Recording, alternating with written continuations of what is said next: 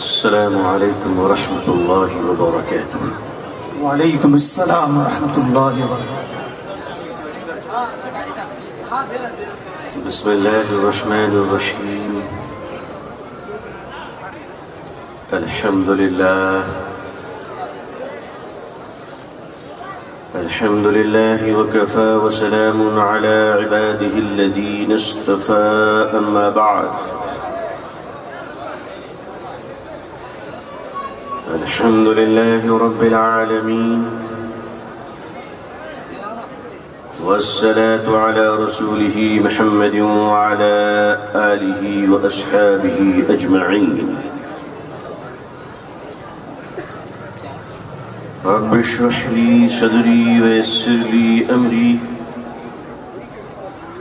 واحلل عقدة من لساني يفقه قولي. رب يسر ولا تعسر وتمم بالخير. ربي زدني علما ربي زدني علما اللهم ربي زدني علما وألحقني بالصالحين.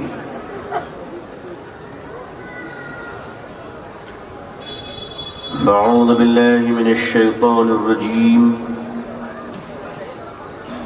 بسم الله الرحمن الرحيم. كنتم خير أمة أخرجت للناس تأمرون بالمعروف وتنهون عن المنكر وتؤمنون بالله.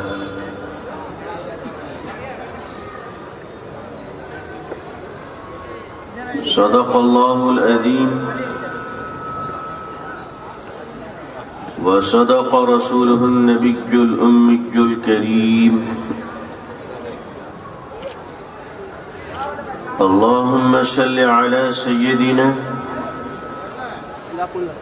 محمد وعطرته بعدد كل معلوم لك. اللهم صل على سيدنا محمد عبدك ورسولك وعلى المؤمنين والمؤمنات والمسلمين والمسلمات. حضرات علماء کرام، بزرگان محترم، نوجوانان اسلام، عزیزان گرامی، سامعین عظام، عمائدین الشہر، پردہ نشین خواتین امت اسلامیہ، مسلمانوں کی خوبصورتی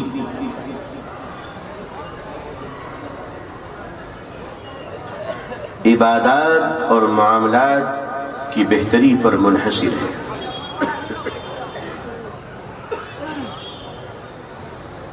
دنیا میں کوئی چیز بغیر آئیڈینٹی کے، بغیر پہچان اور شناخت کے پائی نہیں جاتی،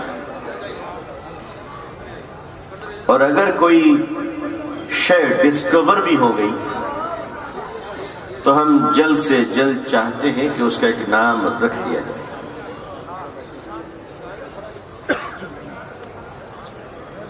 اس دنیا میں انسانوں کی کوالٹی طے کی گئی، انسانوں کی ورائٹیز طے کی گئی، رنگ، نسل، علاقے، آب و ہوا اور زبانوں کی بنیاد پر، ملکوں کی بنیاد پر، سرحدوں کی بنیاد پر، نیشنلٹیز کی بنیاد پر انسانوں کی تقسیم کی گئی، اور اسی تقسیم کی بنیاد پر اس کی آئیڈینٹی پروف کو قبول کیا جاتا ہے. مگر آپ مجھے بتائیں، کیا پوری دنیا میں جس طرح انسانوں کی پہچان اس کی سرحد، رنگ، نسل اور زبان کی بنیاد پر کی گئی ہو، کیا ایسی کوئی دلیل ہمارے اور آپ کے سامنے ہے کہ انسانیت کی شناخت بھی اسی بنیاد پر رکھی گئی؟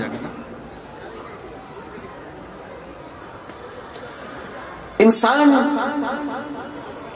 کی ذات پر، انسان کی پرسنالٹیز پر ہزاروں کتابیں لکھی گئی ہیں. نفسیات کے ماہرین نے، فلسفے کے ماہرین نے، مزاج کی شناخت رکھنے والے عظیم مفکرین نے ہزاروں کتابیں لکھی ہیں.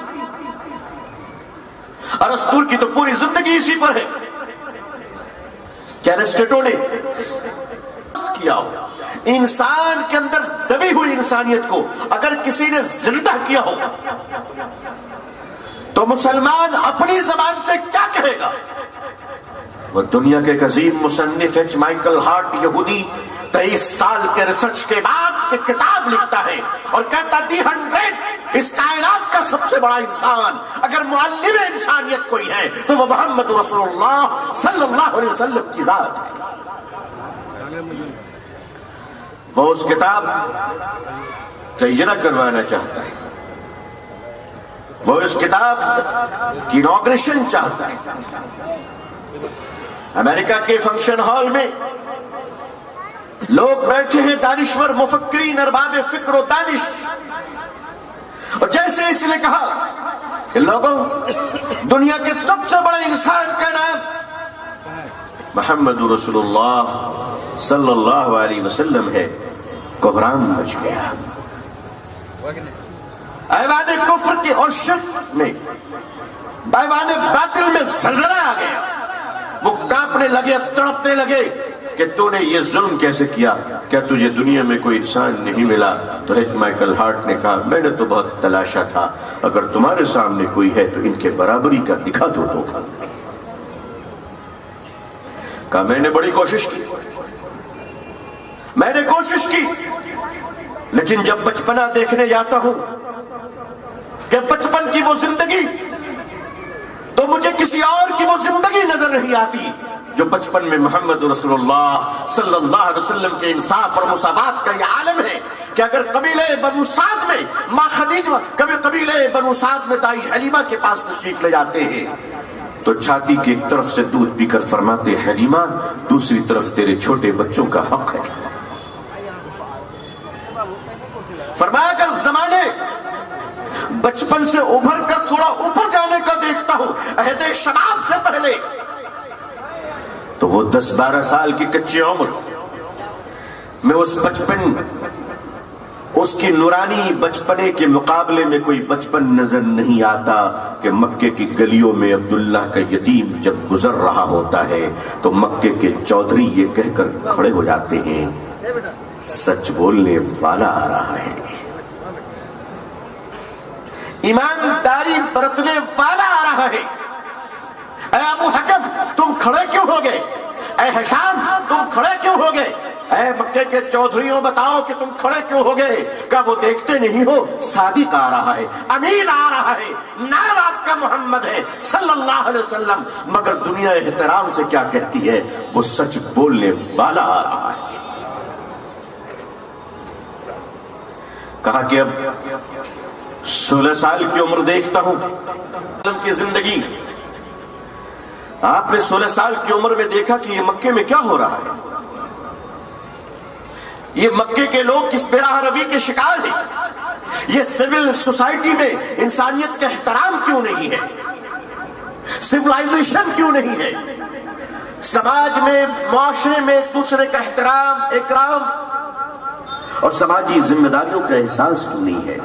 اگر مکے میں کوئی تجارت کرنے والا آتا ہے تو کوئی دبنگ، بہوبلی، طاقتور اس کا سامان اس سے چھین کیوں لیتا ہے؟ وہ روتا ہے تو اسے پیسے کیوں نہیں دیے جاتے؟ قرض لینے والا لے لیتا ہے واپس کیوں نہیں کرتا؟ غریبوں کو دبایا کیوں جا رہا ہے؟ غلاموں پہ ظلم کیوں کیے جا رہے ہیں؟ عورتوں کو ان کی انسانی آزادی کیوں نہیں دی جا رہی ہے؟ اس لفظ پر توجہ فرمائیے گا، میں نے اس کے انسانی تقاضے کی آزادی کی بات کی ہے، میں نے ان آوارہ مردوں کے مطالبے والی آزادی کی بات نہیں کی ہے. اس دنیا میں بیوہ عورت کو سہاگن بننے کی اجازت نہیں تھی. 1500 سال پہلے خود ہمارے دیش میں پتی کے چتا کے ساتھ اس کی پتنی کو زندہ جلا کر ستی کر دیا جاتا تھا. جس زمانے میں تم مرے ہوئے پتی کے ساتھ اس کی دھرم پتنی کو زندہ جلا کر مار دیا کرتے تھے, اسی زمانے میں مکے کا ایک نوجوان 25 سال کی عمر میں ایک 40 سال کی بیوہ عورت سے نکاح کر کر دنیا کو بتاتا ہے کہ بیوہ مرنے کے لیے نہیں, سہاگن بننے کے لیے ہوا کرتی ہے. وہ کون تھا؟ وہ سوائے محمد رسول اللہ صلی اللہ علیہ وسلم کے سوا کوئی دوسرا بھی تھا؟ عورتوں کی آزادی کی باتیں بڑی ہوتی ہیں, آزادی آزادی آزادی. مسٹر مہاشے, میں بھی جانتا ہوں تم کون سی آزادی چاہ رہے ہو. میں تمہارا ہی تو اسپیشلسٹ ہوں. مجھے تمہاری نس نس کا پتہ ہے, بھلا سپیڑے کو سانپ کا پتہ نہ ہو. یہ دنیا کے آوارہ لوگ عورتوں کی آزادی نہیں چاہتے ہیں, یہ ہر عورت تک پہنچنے کی آزادی چاہتے ہیں. میں بھی آزادی کا قائل ہوں. بے شک پنجرے میں بند کبوتر کو آزادی ملنی چاہیے, مگر دروازہ کھولنے والی اگر بلی ہو تو اندر ہی رہنا بہتر ہے. یہ جو بھیڑیے ان کو ازلی دشمن ہے اسلام اور مسلمانوں سے, اور ہونی بھی چاہیے. کیوں؟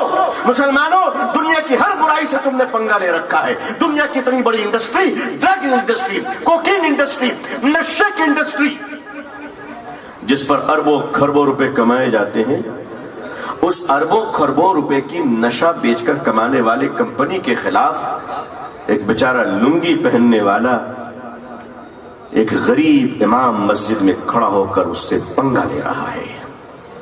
یہ اسی کا جگر ہے, یہ اسی کا جگر ہے. نشہ انڈسٹری کے خلاف مسلمان بولتا ہے, اسلام بولتا ہے. دنیا کی اربوں روپے کی انڈسٹری, سود, انٹرسٹ, جس پر ورلڈ بینک نے دنیا کے نہ جانے کتنے ملکوں کو غلام بنا دیا.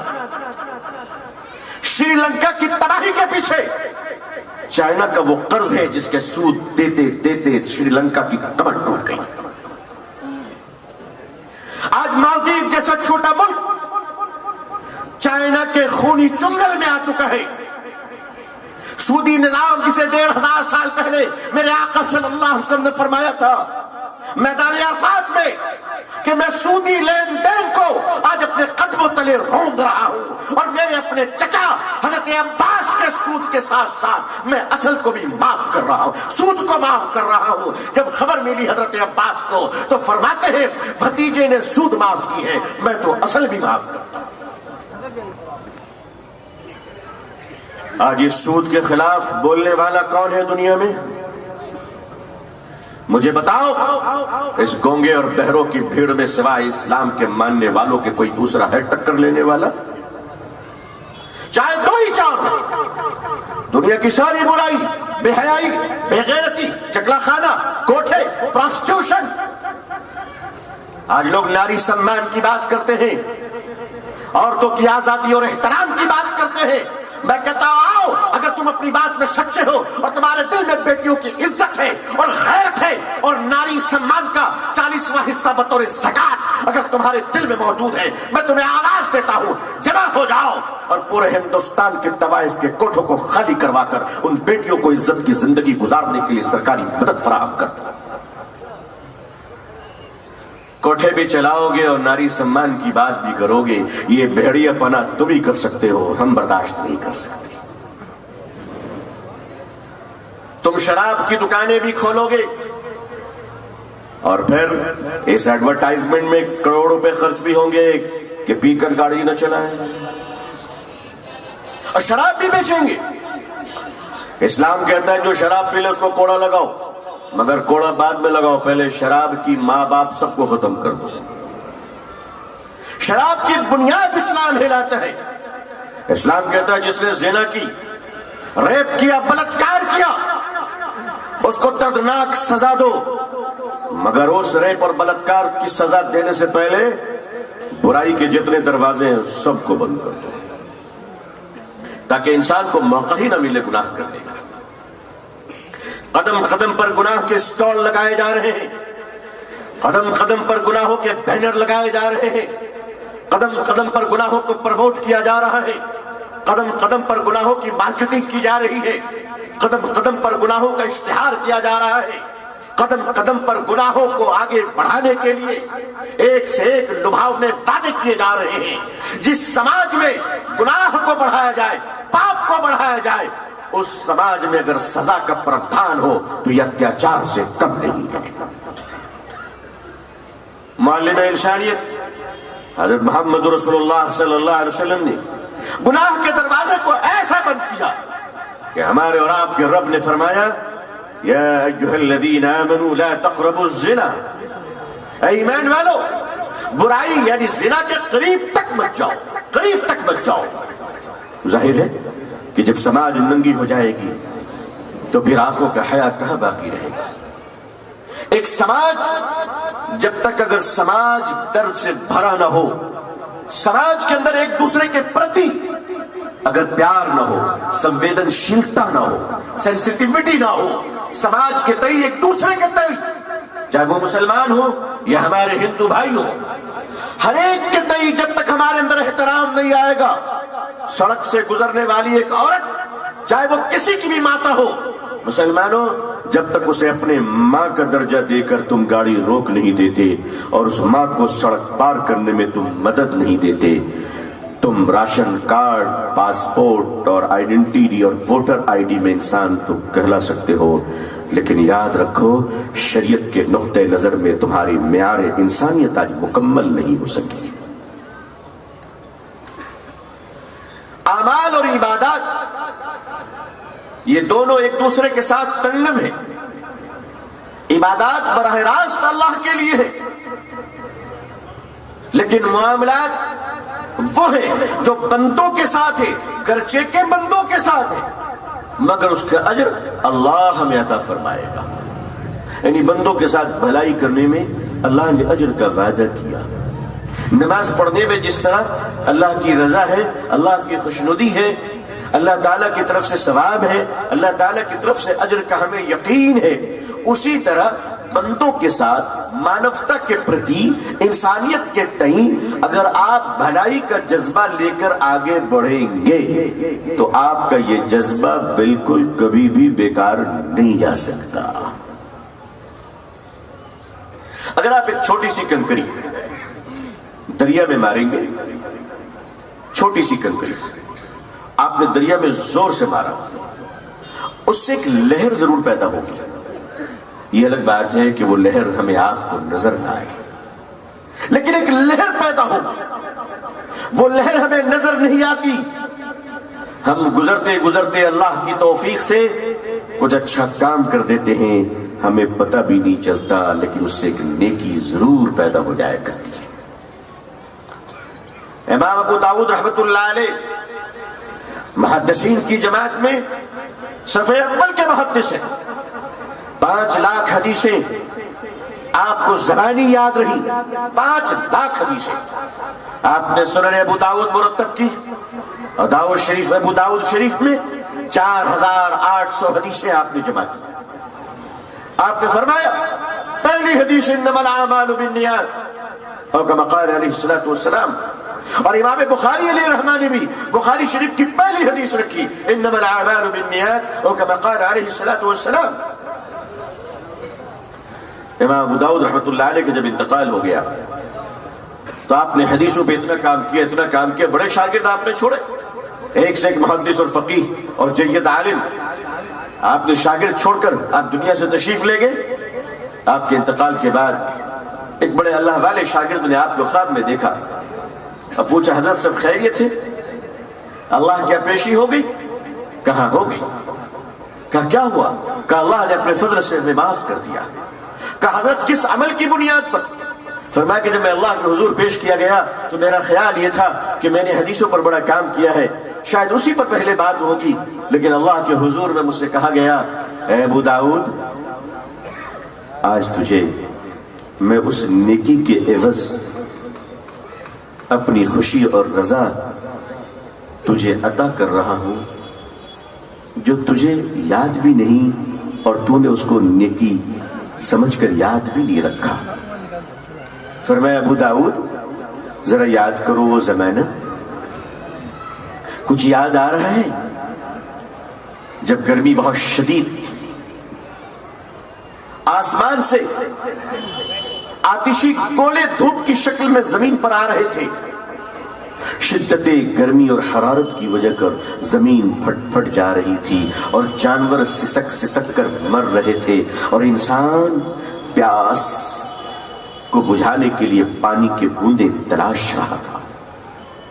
ابو داؤد کچھ یاد آیا جب تم ایک اونچے پہاڑ کے ٹیلے پر ایک سایہ دار درخت کے نیچے بیٹھ کر لکڑی کے قلم کو دوات میں ڈبو ڈبو کر میرے محبوب کی حدیث لکھ رہے تھے صلی اللہ علیہ وسلم. اے ابو داؤد عین اسی وقت جب تم نے قلم کو ڈبویا اور باہر نکالا تو قلم کے اوپر جو روشنائی کا قطرہ لگا ہوا تھا اس پر میری ایک مخلوق مکھی آ کر بیٹھ گئی اور تم نے یہ سوچ کر ہاتھ روک لیا کہ شاید یہ مکھی بھی پیاسی ہو. ہاں ابو داؤد وہ مکھی پیاسی تھی. اس مکھی نے اپنی پیاس بجھا کر مجھ سے تیری مغفرت کی فریاد کی. اے ابو داؤد میں اس مکھی کے پیاس بجھانے کے صدقے آج تجھے اپنی رضا عطا کر رہا ہوں. نیکیاں کبھی ضائع نہیں ہوا کرتی میرے بزرگوں, نیکیاں کبھی ضائع نہیں ہوا کرتی, نیکیاں کبھی ختم نہیں ہوا کرتی. گناہ میں لذت عارضی ہے, سزا لامے وقت کے لیے ہے. نیکیوں میں مشقت عارضی ہے, مزہ ہمیشہ کے لیے ہے. گناہ کی لذتیں وہ کافور ہو جاتی ہے. نبی کریم صلی اللہ علیہ وسلم نے مسلمانوں کی جو جماعت تیار کی تھی وہ جماعت صرف مسجدوں کو آباد کرنے والی نہیں تھی بلکہ بازاروں میں بھی اللہ کے نام کا نور بکھیرنے والی جماعت تھی. اس ملک میں ہندوستان میں آزادی کے بعد کے جو 75 سال ہمیں ملے, اس 75 سالوں میں ہم بشمول پوری قوم تمام شعبہ حیات کے منسلک لوگ, مسٹر مولانا, سارے لوگ مل کر ان 75 سالوں میں ہم نے اس ملک کے برادران وطن کو اپنے اسلامی اخلاق سے متاثر کرنے کی کوئی کوشش نہیں کی. یہ بات جب 2021 کے مسلم مسلح بورڈ کے اجلاس کانپور میں مرشد امت حضرت مولانا رابع حسنی صاحب رحمۃ اللہ علیہ کی زبان مبارک سے نکلی تو میں سوچتا رہ گیا کہ حضرت کیا فرما رہے ہیں. میں نے تو 75 سال کہے, حضرت نے فرمایا کہ پچھلے کئی ہزار سالوں سے ہم نے اسلامی اخلاق پیش نہیں کیا اس ملک میں, اس ملک میں پیش نہیں کیا. آپ مجھے بتائیے, جس گھر میں رہنے والا اس گھر میں جھاڑو نہ لگائے, جس گھر میں رہنے والا اس گھر کی صفائی پوچھائی نہ کرے, جس گھر میں رہنے والا اس گھر کی رنگ و روغن نہ کرے, جس گھر میں رہنے والا اس بلڈنگ کی مینٹیننس نہ کرے, آپ مجھے بتائیں کہ وہ مکان کھنڈر میں تبدیل ہوگا یا نہیں ہوگا. اس کائنات کے, اس دنیا کے سب سے خوبصورت پودے کا نام محبت ہے. اس دنیا کے سب سے خوبصورت پودے کا نام محبت ہے, اور محبت کا پودا زمین پہ نہیں میرے پیاروں, وہ انسان کے دلوں میں اگا کرتا ہے. اس پودے کی پرورش نبی کریم صلی اللہ علیہ وسلم نے ایک جماعت تیار کی مسلمانوں کی. لوگ پوچھتے ہیں حضور صلی اللہ علیہ وسلم کے معجزات بہت سارے ہیں, یقیناً بہت سارے ہیں, لیکن مجھ جیسا طالب علم یہ کہنے کے پر مجبور ہے کہ آپ کے بڑے معجزوں میں یہ بھی کم بڑا معجزہ نہیں کہ مکے کی ریگستان میں چرواہوں کو پکڑ کر آپ نے امت کا قائد و سردار بنا دیا. یہ وہ تربیت تھی جو 3.5 لاکھ صحابہ کرام رضی اللہ تعالیٰ عنہم اجمعین کی جو جماعت آپ چھوڑ کر اس دنیا میں گئے, وہ جماعت، وہ صحابہ کوئی معمولی نہیں تھے، وہ رجال سازی ہوئی تھی. وہ ایک ایک صحابی دنیا میں انقلاب لانے کی صلاحیت و اخلاق رکھا کرتے تھے. اور مسلمان کوئی ہے اگر اس کے اخلاق اور اس کی محبت سے اگر وہ دوسروں کو متاثر نہ کر سکا تو خود کو حاجی سمجھا کرے، نمازی سمجھا کرے، مقرر سمجھا کرے، قاری سمجھا کرے، جو سمجھنا ہے سمجھ لے، مگر وہ اسلامی شریعت پر چلنے والا ایک بہتر انسان خود کو سمجھنے کے قابل نہیں ہے. ایک مسلمان چلتے وقت دوسروں کے دروازے پہ تھوک دے، اس کی غیرت مر نہیں جاتی کہ حضور صلی اللہ علیہ وسلم نے پڑوسی کا کیا حق بتایا. ایک دکاندار اپنے دکان پر بیٹھا بیٹھا کلی اس طرح کرے کہ پانی کے چھینٹے باہر جائے اور لوگوں کے کپڑے خراب ہو. اگر تم نے وضو کی کلی بھی پھینکی ہے تو میاں تمہاری نماز کا کیا ہوگا مجھے معلوم نہیں، مگر سڑک پر کھڑے ہو کر معافی مانگو ورنہ تیرا بیڑا غرق ہو جائے گا. پان گٹکا کھا کر سڑک پہ اپنے خاندان کے نام و نشان چھوڑ کر جانے والوں، کچھ تو غیرت کرو، کچھ تو احساس کرو کہ تم مسلمان ہو. بے ترتیب زندگی گزارنے والوں، تم یہ کیوں نہیں سوچتے کہ تم مسلمان ہو؟ ٹریفک کی لال بتی پر کھڑے ہو کر ٹیلی فون میں گالیاں بکنے والوں، تم یہ کیوں نہیں سوچتے کہ تم مسلمان ہو؟ بغیر ہیلمٹ کے چل کر قانون توڑنے والوں، بد زبانی کرنے والوں، تم یہ کیوں نہیں سوچتے کہ تم مسلمان ہو؟ دکانوں پر بیٹھ کر جھوٹ بولنے والوں، کاروبار میں جھوٹی زندگی گزارنے والوں، تم ایک بار کیوں نہیں سوچتے کہ تم مسلمان ہو؟ دنیا کی کسی برائی پہ نظر نہیں رکھتی ہے جتنا مسلمانوں کے کردار پہ نظر رکھا جاتا ہے. اس کی وجہ جانتے کیا ہے؟ بالکل صحیح ہے، مسلمان پہ نظر رکھنی چاہیے. اور مجھے کہہ لینے دیجئے، ہندوستان میں نفرت اسلام سے نہیں ہے بلکہ مسلمانوں کی بد کرداری سے نفرت ہے. شراب بیچنے والوں پہ نظر نہیں رکھی جائے گی، سود خوری کرنے والوں پہ نظر نہیں رکھی جائے گی، نظر مسلمانوں تمہیں پہ رکھی جائے گی. اس کی وجہ جانتے ہو کیا ہے؟ یہ جو سبزی تولنے والی ترازو ہوتی ہے نا، اس سبزی تولنے والی ترازو پہ اگر 20-25 مکھی بیٹھ جائے تو کوئی فرق پڑنے والا ہے؟ بولو بھائی. ارے آلو بیگن پہ اگر 20-25 مکھیاں بیٹھ گئی تو کوئی فرق پڑے گا؟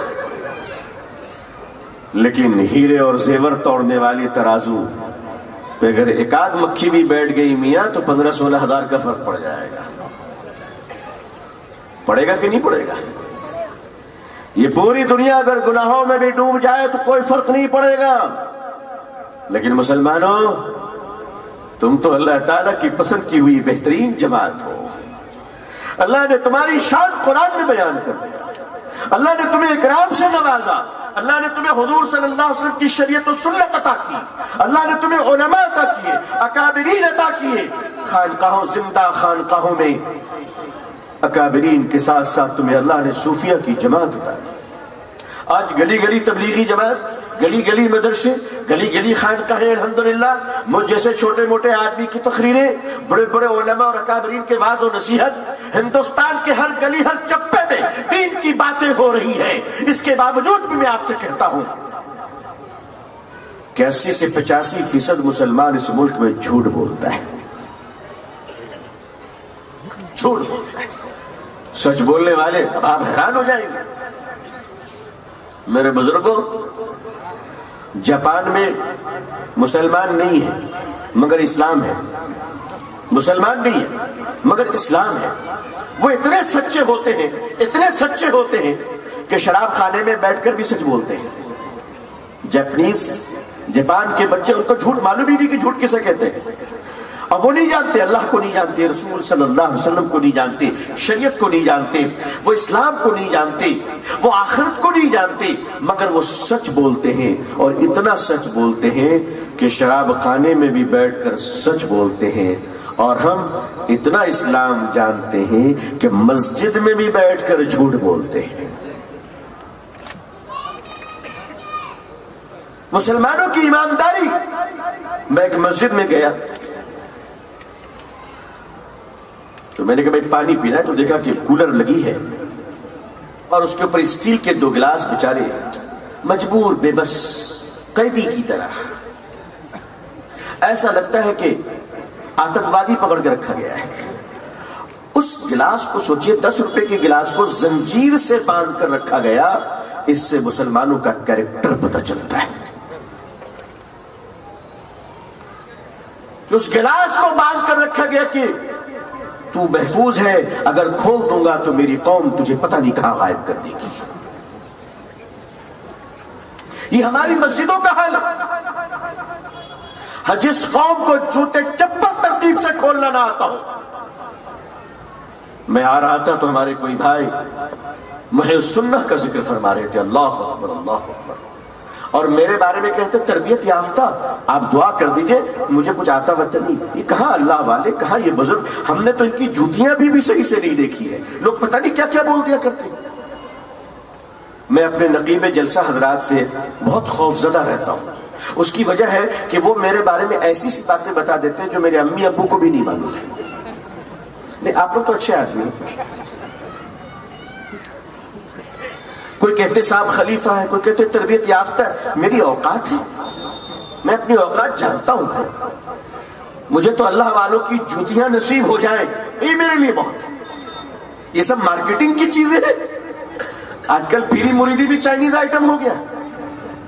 ایسے ایسے مارکیٹ میں پیر لانچ ہو گئے ہیں کہ صبح ٹیلی فون پر بیعت ہو جائیے، دوپہر میں آن لائن نذرانہ ٹرانسفر کر دیجئے، شام میں واٹس ایپ پہ خلافت آ جا رہی ہے، اور دوسرے دن سوشل میڈیا پہ مبارکبادی، ہمارے حضرت کو فلاں جگہ سے خلافت مل گئی ہے، اور جتنی خلافت ملتی گئی اتنا پیٹ بڑھتا چلا گیا۔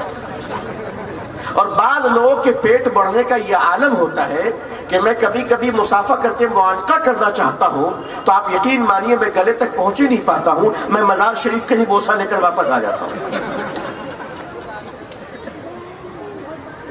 بھائی پورے مریدوں کا دیغ اندر رکھا ہوا ہے، میاں کبھی اپنی صحت کا بھی خیال کر لو۔ کم کھانا بھی سنت ہے حضور صلی اللہ علیہ وسلم کی۔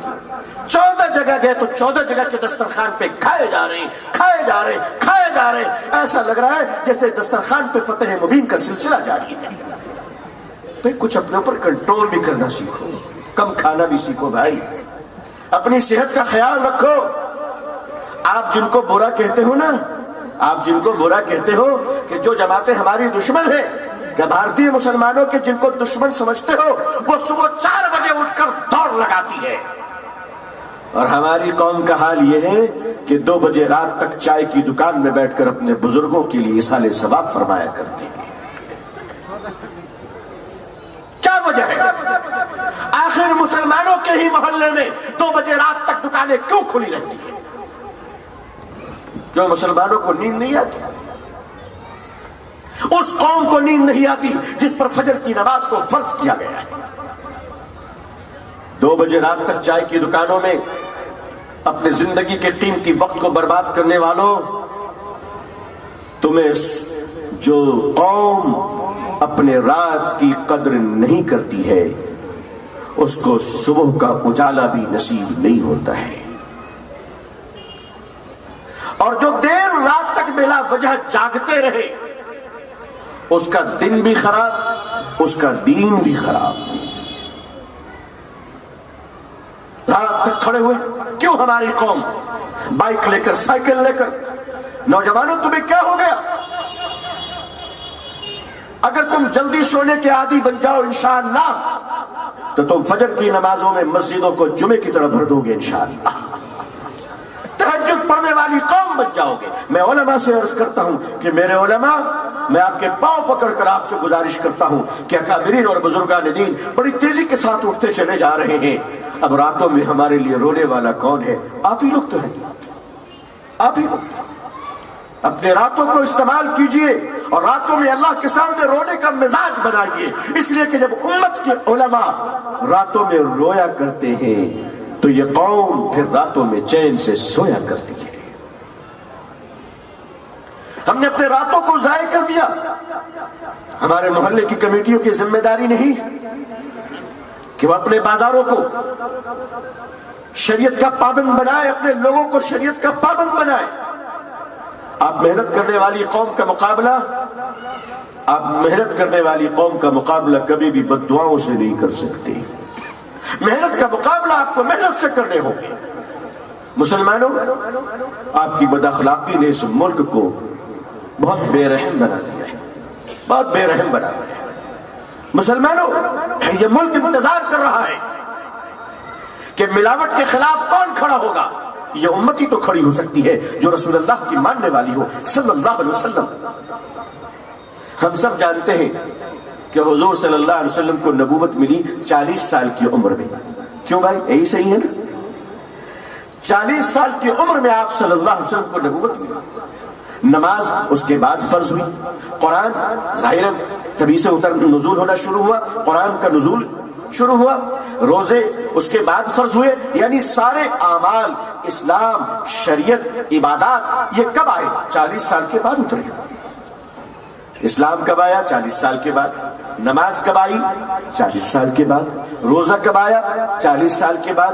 زکوٰۃ کب فرض ہوئی؟ 40 سال کے بعد. مسجدیں بنائی کب گئی؟ 40 سال کے بعد. اذان کب ہوئی؟ 40 سال کے بعد. سارا اسلام کب آیا؟ 40 سال کے بعد. پورا اسلام کتنے سالوں میں مکمل ہوا میرے بھائیوں؟ 23 سال ہے نا؟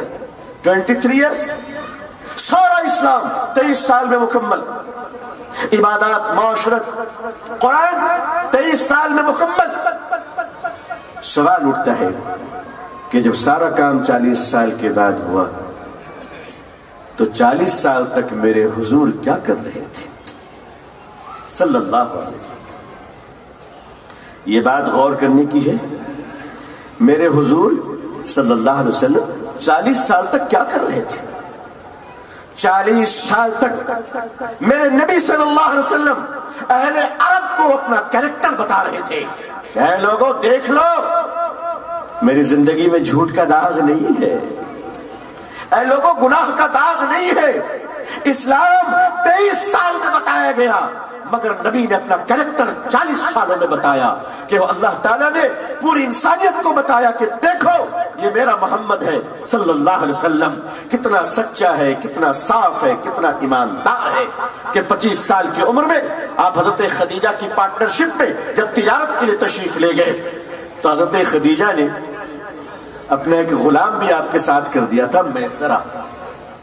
سمجھانے کے لیے کہہ رہا ہوں، حالانکہ یہ ادب کے معیار کا جملہ نہیں ہے، لیکن میں عرض کر رہا ہوں اصل تو حضرت خدیجہ نے ایک مخبر بھی ساتھ میں رکھا تھا کہ اتنا اچھا آدمی ہے میسرہ، ذرا ان کے بارے میں مجھے آ کر بتانا، کیونکہ محمد صلی اللہ علیہ وسلم کوئی آرڈنری معلوم نہیں ہوتے، کوئی عام آدمی معلوم نہیں ہوتے ہیں. تو میسرہ ذرا تم آ کر مجھے بتانا کہ یہ کیسے ہیں.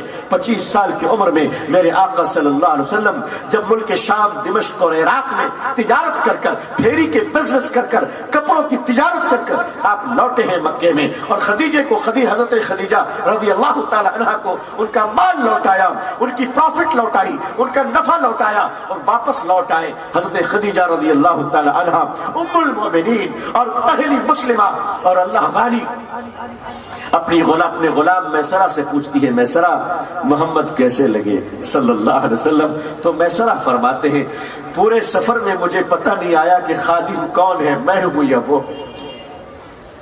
میں ان کی خدمت کیا کرتا، وہ میری خدمت کرتے تھے، وہ میرا خیال رکھتے تھے، وہ مجھ سے پوچھتے تھے میسرہ تجھے نیند تو نہیں آ رہی ہے، میسرہ تو تھک تو نہیں گیا ہے، میسرہ تجھے بھوک تو نہیں لگ رہی ہے. وہ کہنے لگے اے خدیجہ مجھے کیا بتاؤں، جو آپ کے پاس جو خریدار آیا کرتا تھا وہ سامان خریدنے کے بعد خود کو بیچ دیا کرتا تھا. میرے آقا صلی اللہ علیہ وسلم کے گھر میں حضرت عائشہ رضی اللہ تعالیٰ عنہ کی باندی تھی، حضرت بریرہ رضی اللہ تعالیٰ عنہ. وہ روایت کرتی ہے، باندی وہ روایت کرتی ہے کہ ایک دن گرمی بہت ہو رہی تھی اور میں سوئی ہوئی تھی، مجھے پسینہ آ رہا تھا. اچانک رحمت للعالمین صلی اللہ علیہ وسلم گھر میں تشریف لے آئے. اچانک اندر آئے تو آپ نے دیکھا کہ بریرہ کو پسینہ آ رہا ہے. فوراً آپ نے پنکھا لیا اور آپ ہوا دینے لگے. حضرت بریرہ فرماتی ہے کہ جب ٹھنڈی ہوا لگی تو میری آنکھ ہلکی سی کھلی تو میں نے دیکھا اللہ اکبر، رحمت للعالمین صلی اللہ علیہ وسلم، مجھے پنکھا جل رہے ہیں، میں شرما کر اٹھ گئی اور کہنے لگی یا رسول اللہ صلی اللہ علیہ وسلم میرے ماں باپ آپ پر فدا ہو، آپ یہ کام تو میرا ہے، آپ کیوں کر رہے ہیں؟ تو آپ نے فرمایا بریرہ جب مجھے گرمی لگتی ہے تو تم پنکھا جلتی ہو، آج تمہیں گرمی لگ رہی ہے تو میں پنکھا جل رہا ہوں۔ اے بریرہ احسان کا بدلہ تو احسان ہوتا ہے۔ اے لوگوں، اگر قیامت کے دن اللہ کے ہاں ہمارے اس ملک کے بھائی ہمیں پکڑ لیں، اللہ نہ کرے اور کہے کہ اے اللہ آج کفر و شرک کی وجہ سے ہم جہنم میں جا رہے ہیں، لیکن ذرا ٹھہر اس مسلمان سے تو پوچھ لوں، ساتھ میں رہتا تھا، کھیلتا تھا، چلتا تھا، بزنس کرتا تھا، شادی بیاہ میں ہم لوگ ایک دوسرے کے گیسٹ ہوتے تھے، مگر اس ظالم سے پوچھو کہ اس ظالم نے میرے ساتھ سب کچھ کیا مگر ایک اللہ کا تعارف نہیں کرایا، تعارف اخلاق نہیں بتایا۔ مسلمانوں آج آپ یہ تہیہ کر لیں کہ ہم تجارت کریں گے نفع اور نقصان کے لیے نہیں، بلکہ اللہ کے نبی صلی اللہ علیہ وسلم کی سنت کے تعارف کے لیے انشاءاللہ۔ تجارت، اسلام ہندوستان میں تجارت کی راہوں سے آیا اور وہ تاجر ہوا کرتے تھے نوجوان جو عرب سے آیا کرتے تھے اور اپنی بے پناہ حیا کا مظاہرہ کرتے ہوئے ان انگریزوں کے ہاں جو اسلام پہنچا یورپ میں، یہ جنگ کے میدان سے پہنچا۔ آپ جانتے ہیں کہ یورپ کی سرحدیں عرب کی بعض سرحدوں سے مل جایا کرتی ہیں، ترکی سے ملی ہوئی ہے، مراکش سے ملی ہوئی ہے، اس طرف موروکو ہے تو اس طرف اسپین کی سرحد ملتی ہے، اسی طرح ترکی کے قسطنطنیہ سے سرحدیں مل جایا کرتی ہے یورپ کی۔ مسلمانوں سے فرنگیوں کی جنگیں ہو رہی تھی، مسلمان سپاہی جنگ کے میدان میں ہے، اس طرف سے انگریز سپاہی جنگ کے میدان میں ہے۔ ایک انگریز سپاہی کا چھوٹا بچہ دور بیٹھ کر دیکھ رہا ہے کہ میرا باپ لڑ رہا ہے، اچانک ایک مسلمان کی تلوار، سپاہی کی تلوار اس انگریز کے گردن پہ چلی جاتی ہے، وہ بچہ چیخ مارتا ہے میرے باپ کو چھوڑ دو۔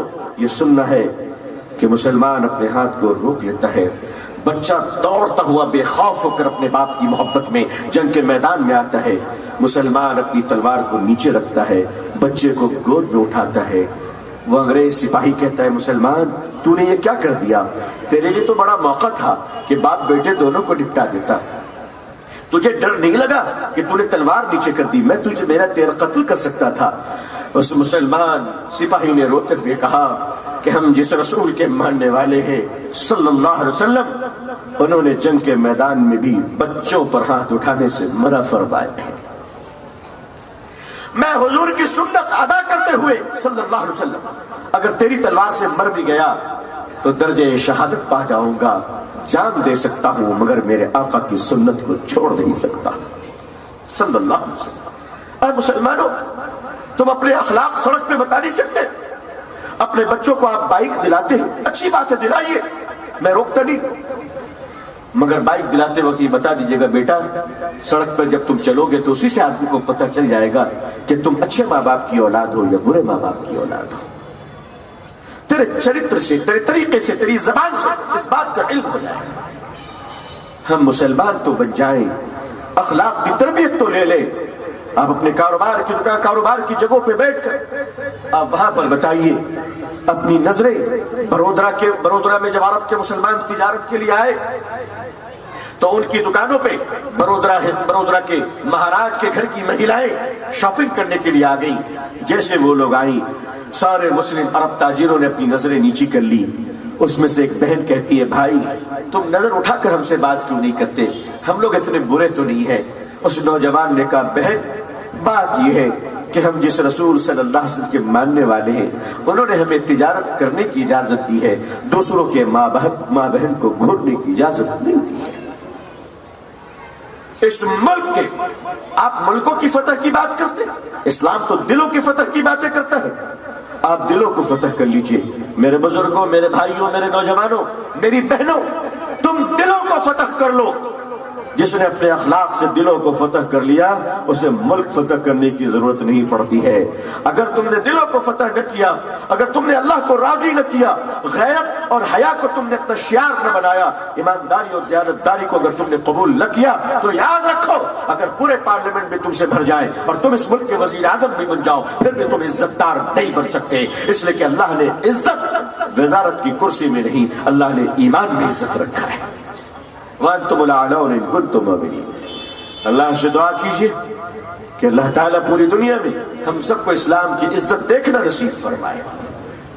اللہ تعالیٰ اقوام عالم اور اہل ہندوستان کے دلوں میں اسلام کے لیے اور مسلمانوں کے لیے جذبہ محبت و احترام و اکرام پیدا فرمائے۔ اللہ تعالیٰ ہمارے دیش بھارت میں امن و شانتی عطا فرمائے۔ یہاں رہنے والے مسلمان بھائی، ہندو بھائی، ہر ذات برادری کے درمیان انسانیت کی بنیاد پر پیار اور محبت عطا فرمائے۔ اللہ تعالیٰ آپ سب کو اور ہم سب کو اور آپ کے اور ہم سب کے اہل و عیال کو عزت، عافیت، سلامتی، خیر، خوشحالی، صحت و تندرستی کے ساتھ اسلام پر زندگی، ایمان پر خاتمہ نصیب فرمائے۔ آپ سب سے درخواست ہے کہ اپنی دعاؤں میں ہمیں یاد رکھیے گا۔ دوسری درخواست کہ میں آپ سب کو اٹھتے وقت سلام کر لوں گا، آپ جواب دے دیں گے، بات مکمل ہو جائے گی۔ مجھے یقین ہے کہ آپ سب بہت سمجھدار ہیں، آپ سمجھ چکے میرا میسج کیا ہے۔ اپنی دعاؤں میں یاد رکھیے گا۔ آخر دعوانا الحمدللہ رب العالمین، والسلام علیکم ورحمۃ اللہ وبرکاتہ۔